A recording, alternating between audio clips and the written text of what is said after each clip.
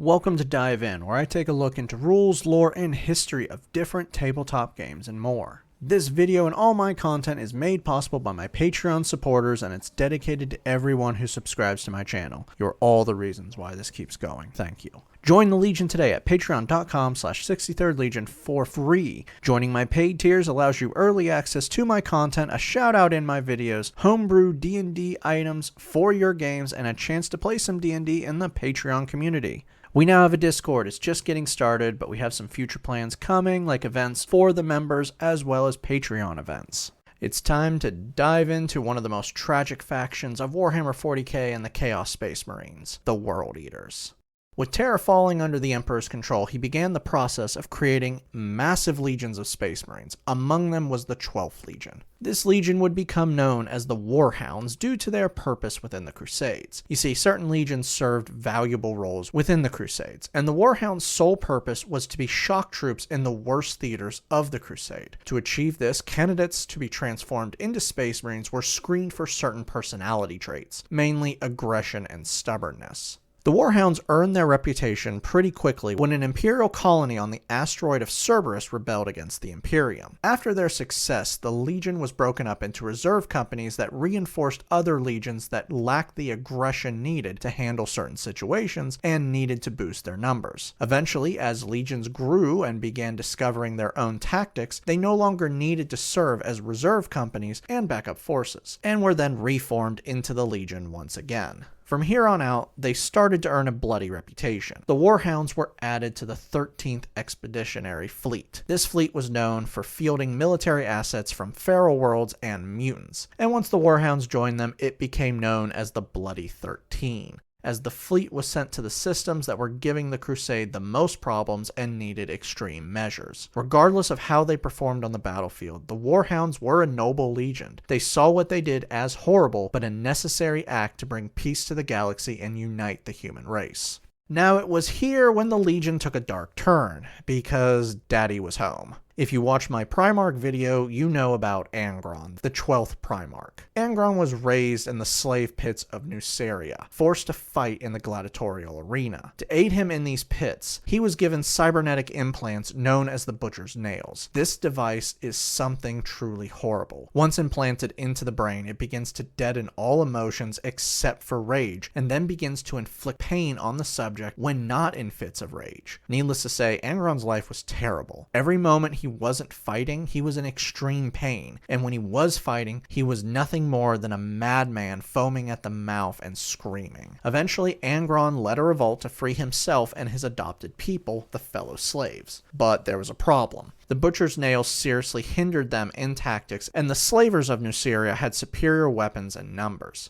Calling his new army the Eaters of Cities, Angron led the free slaves on a bloody rampage, leading to their final stand. High in the mountains and surrounded by 5 different armies, the Eaters of Cities prepared to die as free people, happy for the first time in their lives. It was then the Emperor arrived. He had been watching Angron the whole rebellion and chose now to come to him. He offered Angron control of the Warhounds Legion and his rightful place with his brothers, but Angron refused. The Emperor couldn't understand why Angron would do this, and tried to convince him that without the Emperor, Angron would die on the planet. But the thing is, that's what Angron wanted. He'd grown tired of it all, the violence, the rage, the constant pain. Death meant Angron would be free of all of it, and he was happy to know it would soon be over. Too bad he didn't know the Emperor didn't give a crap about what he wanted, and the Emperor wanted his ultimate super soldier back. The Emperor captured Angron and took him away from the Eaters of Cities. Angron could only watch as his people were slaughtered, dying with one question on their minds: where is Angron? Angered, Angron attempted to kill the Emperor, but was forced to kneel under the Emperor's psychic powers. Angron demanded to know why didn't the Emperor just help him? Why not send his army down and conquer the world and save Angron and his people? Why leave them to die but save Angron? The Emperor responded saying it was basically beneath him as he had grander plans. Angron, broken, now believed himself to be a slave under a new master, said he was truly dead and now a ghost, to which the Emperor responded with, that was all he needed. I want to emphasize something right here. The Emperor's personal fleet could have broken the world in days, and in that time he could have easily reinforced the Eaters of cities and saved them. Had he taken this path, maybe Angron and the Eaters may have found something to live for, or maybe not. We're never actually going to know. Now, all we do know is the Emperor wanted to make a point to Angron and teach him a lesson, and it's one the galaxy would pay for.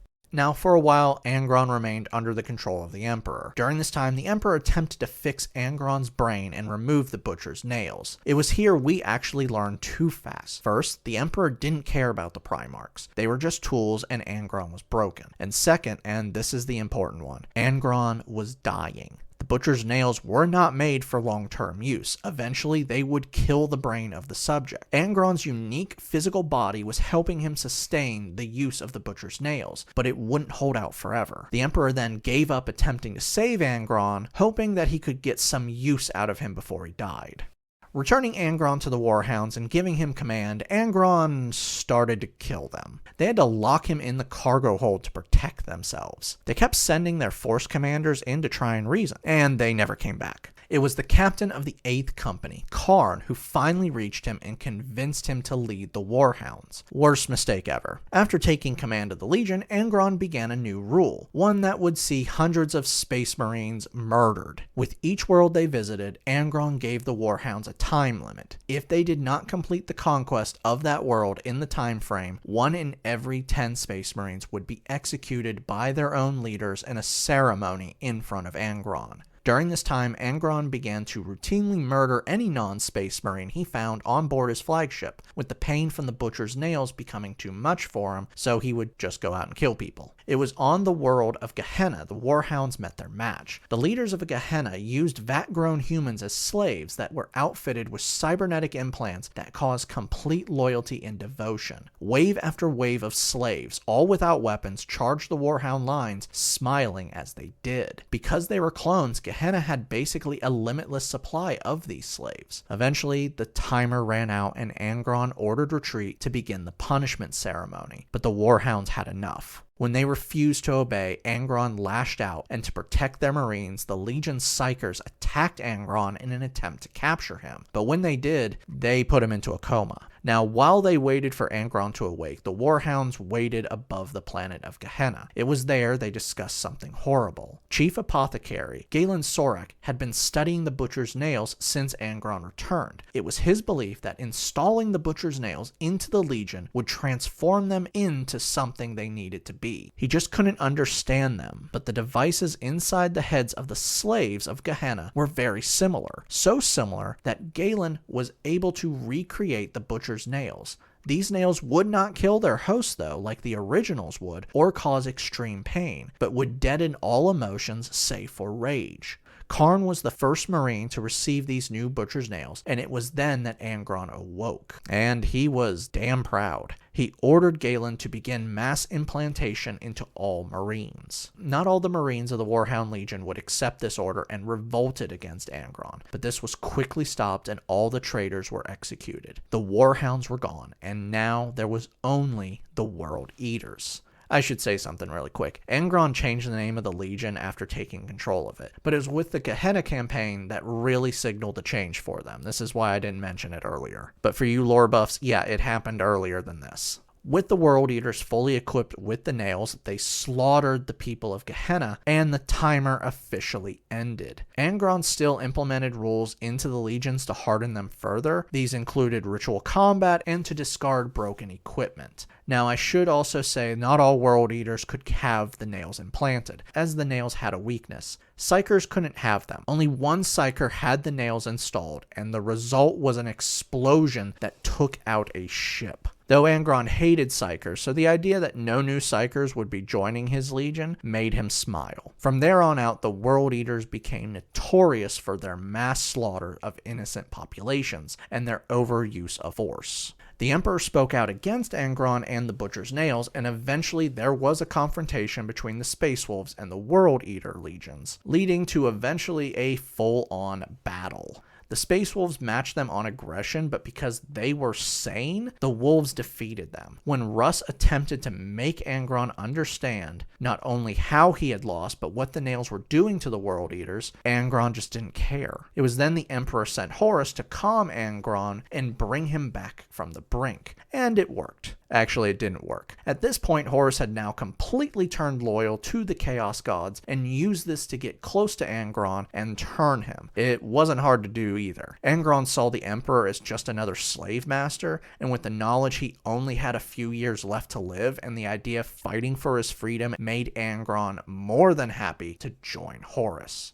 Now, with the Horus heresy completely underway, Lorgar convinced Angron to return to Nyseria to find closure with his rage and slow death. It was there Angron discovered the rulers of the world had told the people that Angron had run away and hid from the might of the slavers. Yeah, Angron didn't take this too well. If you've watched my Primarch video, you knew Lugar is a master manipulator. He knew all about this and wanted Angron to get angrier than he had ever had before. When Angron's rage reached its height, and by height I mean he ordered the death of every person on the planet, Lorgar channeled the power of Khorne, the blood god. Funneling into Angron, Khorne transformed Angron into a demon Primarch, a massive monster of utter violence and strength. With this, the World Eaters fell to chaos. They attempted to stave off the fall as much as they could, with even some wanting to leave Angron behind, but Khorne refused. Slowly, Angron's very presence began to alter the ship around him, tainting it with the warp. Even the waters were tainted and transformed into blood. Angron, now free of the pain of the Butcher's nails, was now completely insane and led the World Eaters on a mindless rampage across the galaxy. He ignored Horus,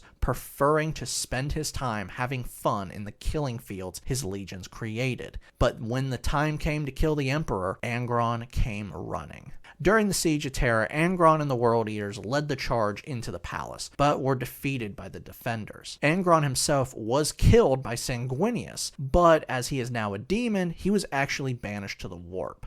It was with this the World Eaters officially lost their collective minds and began killing everyone who wasn't a World Eater. During the battle, Khorne was found impaled on spikes after being thrown off a wall, barely alive. When Horus fell in battle, most of the traitor legions, World Eaters included, escaped into the Eye of Terror, a section of real space that was tainted by the warp. The World Eaters were now completely leaderless and started to turn on each other, with different commanders wishing to take control of the legions. It was Captain Dragar who held out hope that it would be Khorne to become the new Legion Master, but sadly Khorne was now trapped within a coma. For years, Dragar watched the Legion devolve further into madman, all the while taking care of Khorne and hoping for his return. Eventually, the now disorganized Legion found themselves above a world and decided this would be the new Legion world.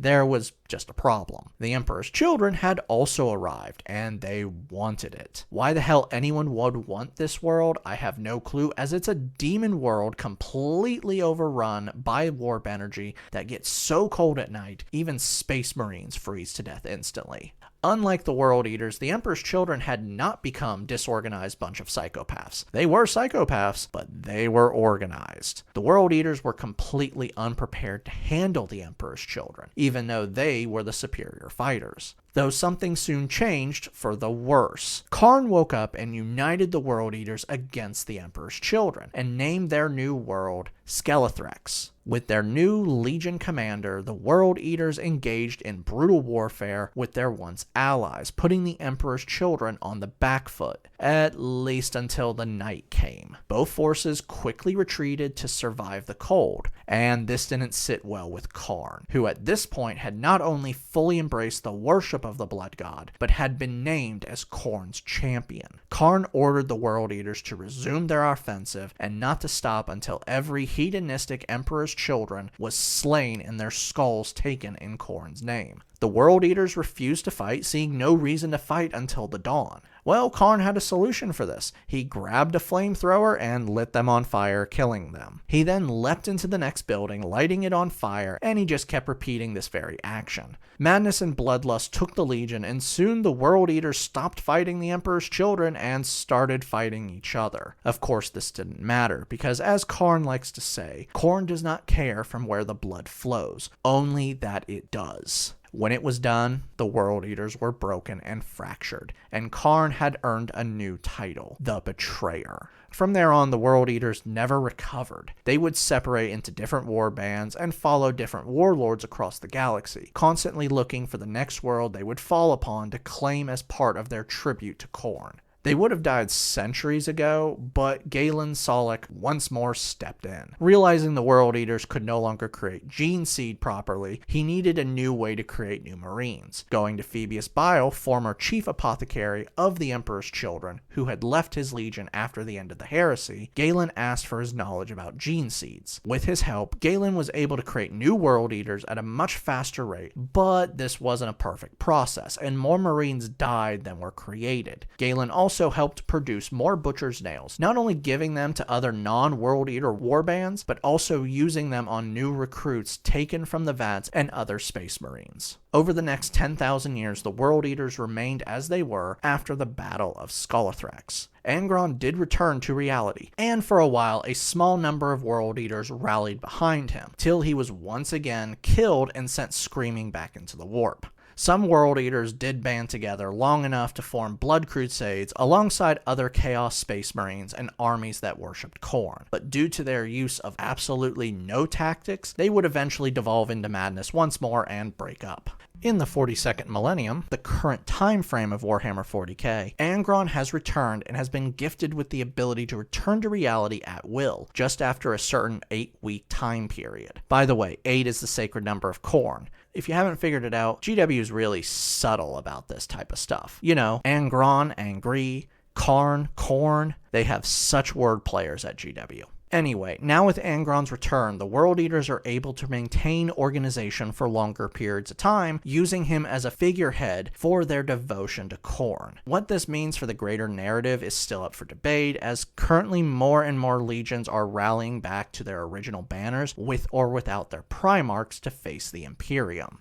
As I started this, I said the World Eaters were tragic, and they really are. Their story is a roadmap of tragedies of a group of warriors that just wanted to fulfill their destiny, only to break themselves again and again, just for the love of their father. I'd like to give a special shout out to my awesome Artificer tier. Thank you, John Martin, Christopher R. Hunter, Java Squirrel, Matthew Denz, Jonathan Haynes, and Malin Anderson. You guys rock.